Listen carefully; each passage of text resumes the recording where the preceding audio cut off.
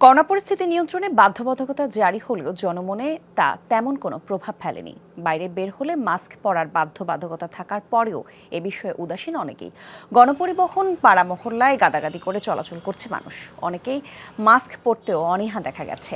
স্বাস্থ্যবিধি মানাতে আইন শৃঙ্খলা রক্ষা বাহিনী কিংবা অন্য কোনো সংস্থার কোনো তৎপরতা মাঠে দেখা যায়নি। এদিকে শনিবার থেকে অর্ধেক যাত্রী নিয়ে গণপরিবহন চালানোর কথা থাকলেও চালক হেলপাররা বলছেন ভাড়া না বাড়ালে অর্ধেক যাত্রী নিয়ে বাস চালাবেন না তারা। মাস্ক আনতে খেয়াল ছিল না, এখনই গেছিলাম।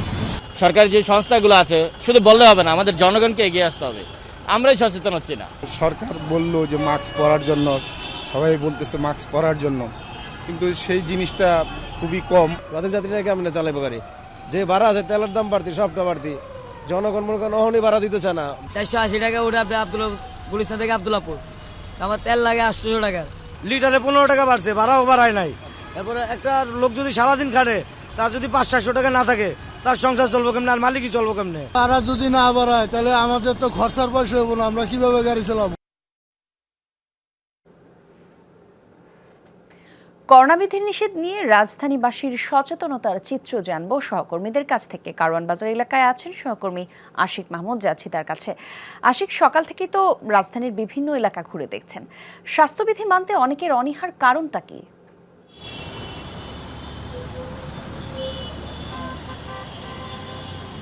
কলি, করোনা সংক্রমণ নিয়ন্ত্রণে সরকার যে বিধিনিষেধ আরোপ করেছে, 11 দফা বিধিনিষেধ, সেই বিধিনিষেধের আজ প্রথম দিন চলছে। আর আমরা রাজধানী ঘুরে দেখেছি, আসলে বিধিনিষেধ ঠিক যা বলা হয় যে বিভিন্ন নির্দেশনা মানা, মাস্ক পরা, আগের তুলনায় সচেতন হওয়া, তেমনটি আসলে কিন্তু আমরা রাজধানীতে ঘুরে কোথাও দেখিনি। অর্থাৎ গত দিনগুলোতে ঠিক যে পরিস্থিতি ছিল, অর্থাৎ গতকাল তার আগে যে পরিস্থিতি ছিল, আজকেও সড়কের চিত্র ঠিক তেমনই দেখছি। তার কোনো এর কোনো আসলে বিকল্প কোনো কিছু দেখছি না। নতুনত্ব বা বিধিনিষেধ মানার ক্ষেত্রে মানুষের যে আগ্রহ বা মানুষ বিধিনিষেধ দেওয়া হয়েছে, করোনা সংক্রমণ বেড়েছে, এই বিষয়ে আসলে মানুষের মাঝে তেমন কোনো সচেতনতা বা কোনো বিধিনিষেধ মানার যে প্রবণতা, তেমনটি কিন্তু দেখা যাচ্ছে না।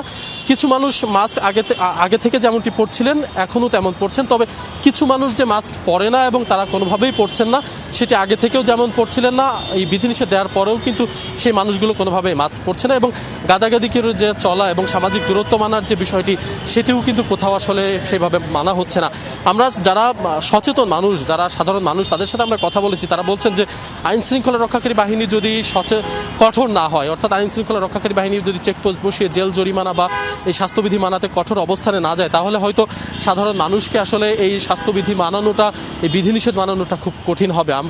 আমরা রাজধানীতে ঘুরে এখন পর্যন্ত আমরা যতটুকু দেখেছি, রাজধানীর বিভিন্ন এলাকা ঘুরে এখন পর্যন্ত আইন শৃঙ্খলা রক্ষাকারী বাহিনীর কোনো টিম বা কোনো ভ্রাম্যমাণ আদালত বা কাউকে আমরা এখন পর্যন্ত দেখিনি যে ভ্রাম্যমাণ আদালত পরিচালনা করা বা আইন শৃঙ্খলা রক্ষাকারী বাহিনী কঠোর অবস্থানে গিয়ে মানুষকে সচেতন করা বা স্বাস্থ্যবিধি মানাতে বাধ্য করা, সেই বিষয়টি আসলে আমরা এখন পর্যন্ত আমাদের চোখে পড়েনি। কলি, আশিক, ধন্যবাদ আপনাকে। দর্শক, বাংলা মোটর এলাকায় আছেন আরেক সহকর্মী রাব্বি সিদ্দিকী।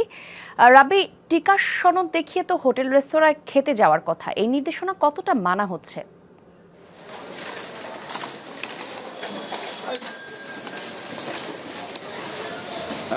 কলি, বাংলা মোটর থেকে আমরা একটু সরে এসেছি, কাঁঠালবাগান ঢালে এসেছি। কাঁঠালবাগান ঢালের এখানকার পরিস্থিতি কি সেটি একটু আপনাকে দেখানোর চেষ্টা করছি। যে অলিতে গলিতে অসংখ্য ছোট ছোট হোটেল, রেস্টুরেন্ট এবং সেই হোটেলগুলোর যে চিত্র, সেটি একটু দেখার চেষ্টা করছে।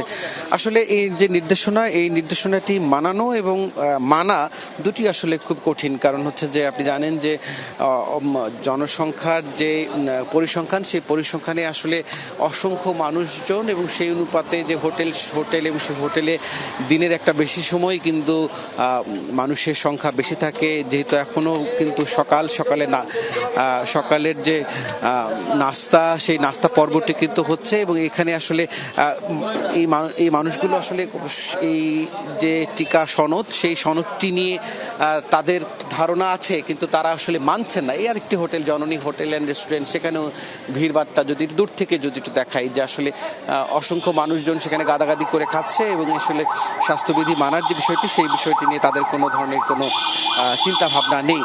আইন শৃঙ্খলা বাহিনী যদি সচেষ্ট হয় এবং মোবাইল কোর্টের সংখ্যা যদি বাড়ানো হয়, তাহলে হয়তো বা পরিস্থিতির কিছুটা পরিবর্তন আসবে বলে কিন্তু অনেকেই মনে করছেন। আজকে যেহেতু প্রথম দিন, সেহেতু সরকার চাইছে যে মানুষজন দুদিন সময় দিতে চাইছে, এরপর থেকে তারা মোবাইল কোর্ট পরিচালনার বিষয়টি হয়তো বা দৃশ্যমান হবে। কলি, রাব্বি, ধন্যবাদ আপনাকে।